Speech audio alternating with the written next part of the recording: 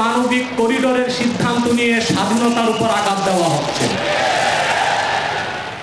আমার মনে হয় বিতর্কিত নারী কমিশন করে আমাদের দৃষ্টি এদিক রেখে বর্তমানে মার্কিন যুক্তরাষ্ট্রের সাথে বাংলাদেশের স্বাধীনতা সওদাবাজি হচ্ছে কিনা সেটাও দেখতে হবে।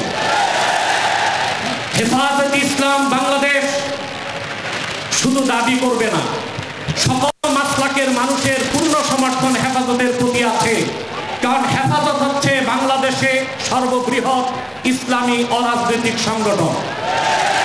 আজ আমি এই জনতার পক্ষ থেকে, বাংলাদেশের কোটি কোটি মুসলমানের পক্ষ থেকে হেফাজতের সম্মানিত আমিরের কাছে বলবো, হেফাজত রাজনীতিতে যাবে না, কিন্তু রাজনীতি নিয়ন্ত্রণ করতে হবে।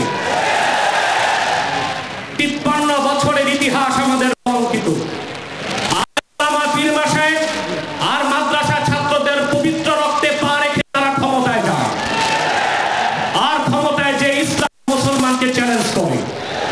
এ সুযোগ আর দেওয়া হবে না। অনতি বিলম্বে বিতর্কিত নারী কমিশনের সমস্ত প্রস্তাব বাতিল করলেই হবে না। যে নারী নামের হিজড়াগুলো এই দুঃসাহস করেছে, গ্রেফতার করে তাদেরকে আইনের আওতায় আনতে হবে।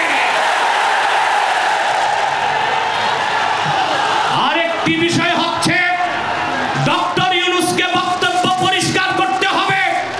16 বছর ভারতীয় আধিপত্যবাদের বিরুদ্ধে আমরা রক্ত দিয়েছি।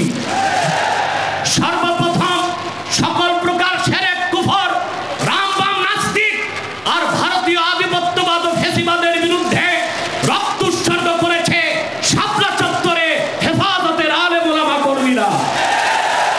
সেই আন্দোলনের আগ্নেয়গিরিতে 5ই আগস্ট ছাত্র জনতা আগুন ধরিয়েছে শুধু।